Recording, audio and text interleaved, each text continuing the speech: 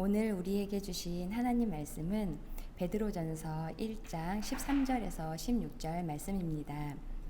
13절부터 16절 말씀 함께 읽겠습니다. 그러므로 너희 마음에 허리를 동이고 근신하여 예수 그리스도께서 나타나실 때에 너희에게 가져다 주실 은혜를 온전히 바랄지어다. 너희가 순종하는 자식처럼 전에 알지 못할 때에 따르던 너희 사욕을 본받지 말고 오직 너희를 부르신 거룩한 이처럼 너희도 모든 행실에 거룩한 자가 되라. 기록되었으되 내가 거룩하니 너희도 거룩할지어다 하셨느니라. 아멘. 하나님 말씀입니다. 하나님의 은혜 감사합니다. 이렇게 수요 어머니 기도회 강의를 하게 되어 영광입니다. 많이 떨리고 부족하지만 하나님이 주시는 은혜를 함께 누리는 귀한 시간이 되기를 소망합니다. 여기 플룻이 하나 있다고 가정해 보겠습니다. 이 플룻을 누구에게 주는 것이 맞을까요? 최고의 연주자, 아니면 플룻을 배우고 싶어 하는 사람, 누구에게도 주어서는 안 된다? 여러분은 어떤 선택을 하시겠습니까? 어떤 사람의 아내가 죽을 병에 걸렸다고 한번 가정해 보겠습니다. 그런데 이 사람은 돈이 없습니다. 이 사람은 그냥 아내를 죽도록 내버려 두어야 할까요? 아니면 약을 훔쳐와야 할까요?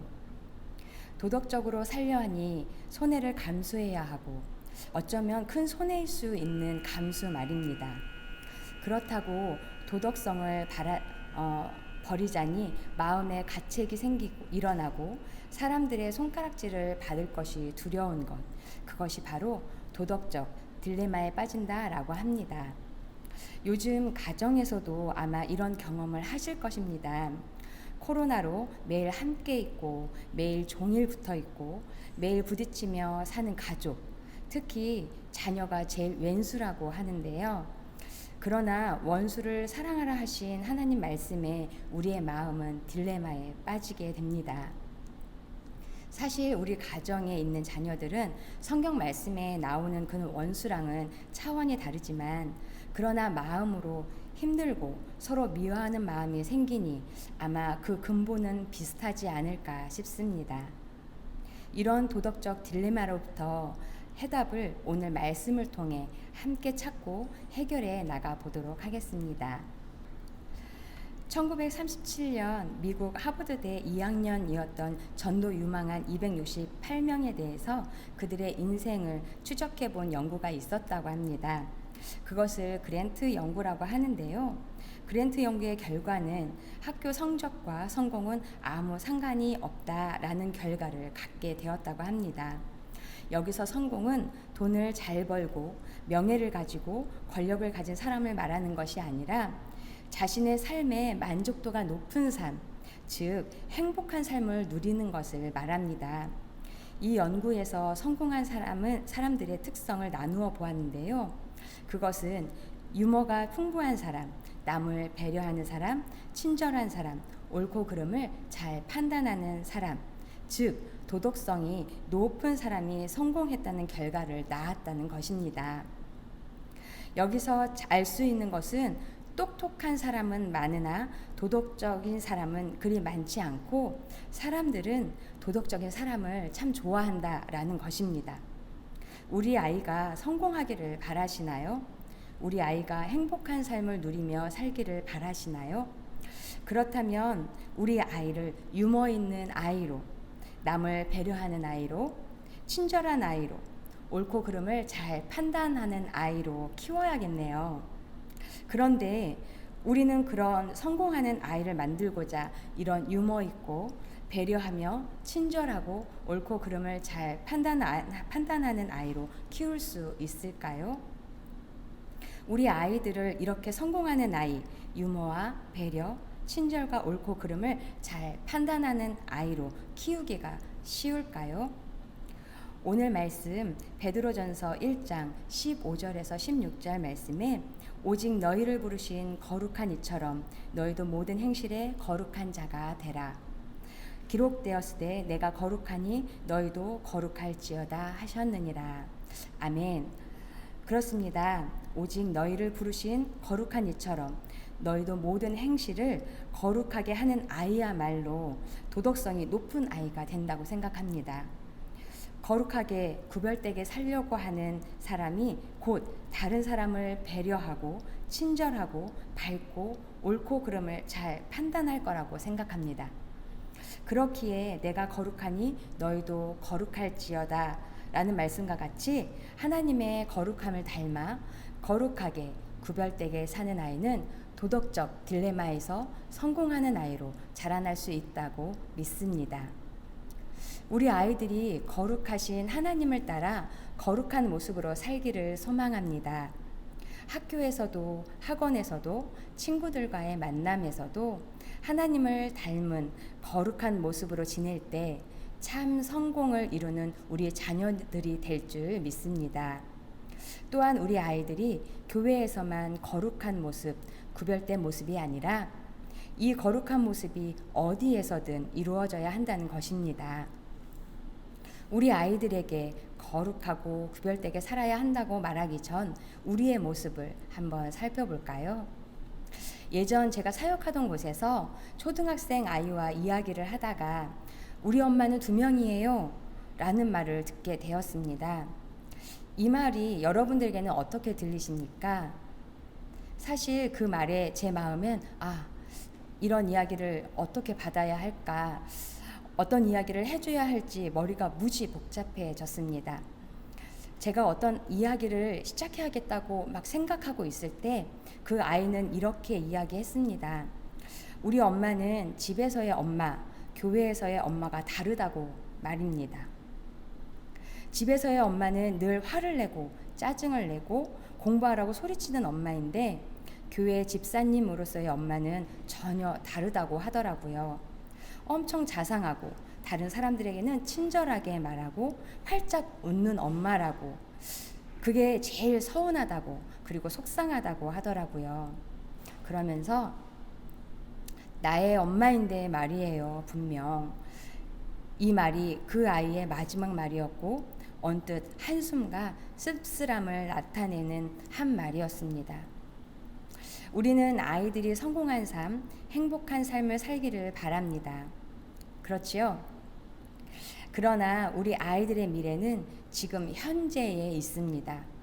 혹시 나의 모습이 교회에서는 자상하고 친절하며 유머 있고 옳고 그름을 잘 판단하는 듯 보이나 정작 나의 아이들에게 나의 모습은 어떨까요? 지금 우리 아이들은 우리의 어떤 모습을 보며 살고 있을까요? 마시멜로우 실험이라는 심리 연구가 있습니다. 이것은 4살짜리 아이 앞에 마시멜로우를 두고 먹지 않고 15분간 참고 기다리면 마시멜로우 하나를 더 먹을 수 있게 하겠다고 하고 어른은 나가고 아이 혼자 남겨두는 실험인데요. 어떤 상황이 일어날 수 있을까요? 첫째는 바로 먹는 아이, 둘째는 참다가 먹는 아이, 세 번째는 끝까지 기다린 아이가 있을 수 있겠죠. 그런 아이들이 진짜 있었다고 합니다.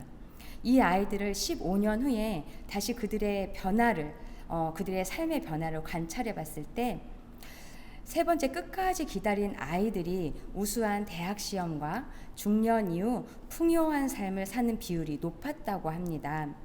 이 실험을 할 때 사전 조건이 있었는데요. 그것은 이전에 부모님이 약속을 잘 지킨 집단과 약속을 어긴 집단으로 나누었다는 것입니다. 그리고 약속을 잘 지킨 집단은 14명 중에 9명이 세 번째 끝까지 기다린다에 속했고 어긴 집단은 단 1명만 끝까지 참았다고 합니다. 이렇듯 아이의 도덕성은 부모님의 평소 행동에 영향이 있다라는 결론을 얻었다고 합니다.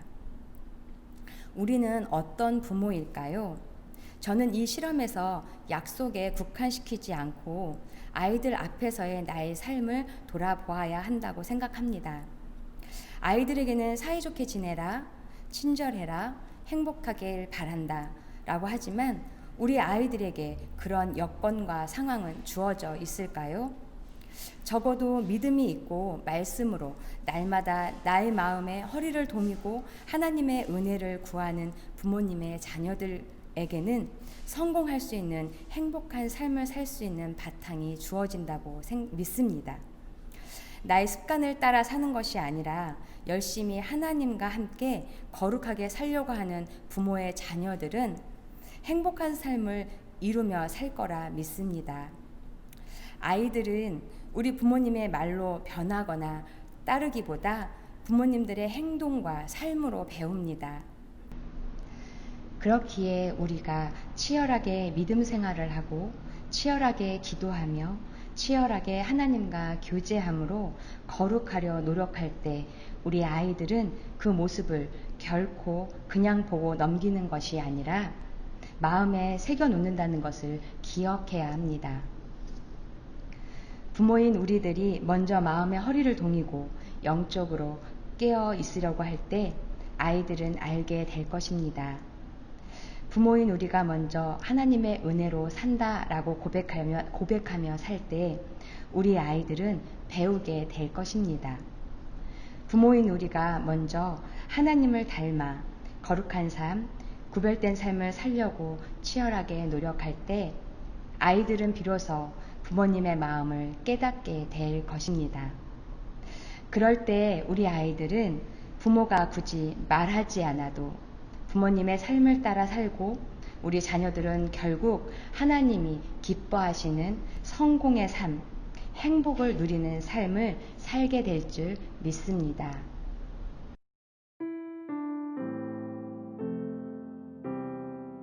지혜와 능력으로 우리를 인도하신 하나님, 우리의 자녀가 하나님 앞에 바르게 성장하길 원합니다. 오늘을 귀하게 여기는 지혜가 있게 하셔서 하루의 일상을 주님과 더불어 기쁨을 누리며 살게 하시고 하나님이 주시는 참된 행복을 경험하게 하옵소서. 삶의 선택의 순간마다 자기의 경험과 지식을 의지하지 않고 주님께 물으며 바른 선택을 하게 하옵소서. 우리 자녀를 성공으로 이끄시는 하나님, 우리 자녀가 성공하기 원합니다. 그러나 세상에서 말하는 성공이 아니라 하나님 앞에서 칭찬받는 성공으로 살아가기 원합니다. 하나님이 주신 사명을 깨닫게 하시고 이 땅에서 이룰 하나님의 일을 능히 감당하게 하옵소서. 주님이 주시는 기쁨과 섬김으로 살아가며 감사를 날마다 고백하는 주님을 따라 살아가는 행복한 삶을 살아가게 하옵소서. 우리를 부모로 부르신 하나님, 무엇보다 하나님 앞에 거룩함으로 부모된 우리의 삶을 붙드셔서 우리의 자녀들이 본받고 따를 만한 삶을 살기 원합니다. 하나님을 닮은 거룩한 삶을 몸에 지니게 하시고 우리의 자녀를 사랑으로 양육하게 하옵소서. 형제를 비교함으로 관계를 분열시키지 않고 세상의 기준으로 측량하지 않기 원합니다. 주님의 눈으로 우리 자녀를 보게 하시고 말씀과 기도로 양육하여 세상에서 흔들리지 않게 하옵소서. 우리를 너무나 사랑하시고 성공하는 삶으로 인도하시는 예수 그리스도의 이름으로 기도합니다. 아멘.